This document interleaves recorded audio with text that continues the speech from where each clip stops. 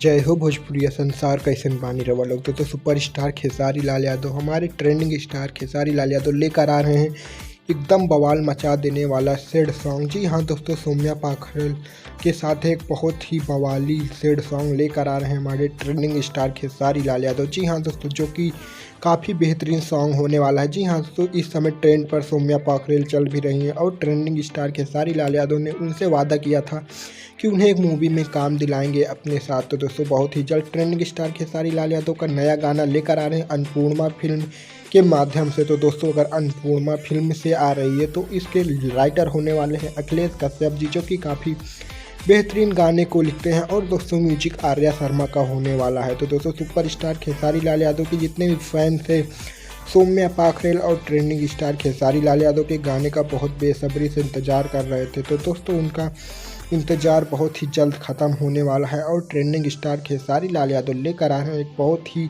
धमाकेदार एकदम बवाल मचा देने वाला सैड सॉन्ग। तो दोस्तों, आप लोग उस गाने को ज़रूर से ज़रूर सुनेगा और चैनल पर नया है तो सब्सक्राइब कर लें, क्योंकि भोजपुरी से जुड़ी ऐसी ही ट्रेंडिंग न्यूज़ सबसे पहले आप तक पहुँचती है। फिर मिलते हैं नेक्स्ट वीडियो में। जय हिंद, जय भारत, जय भोजपुरी।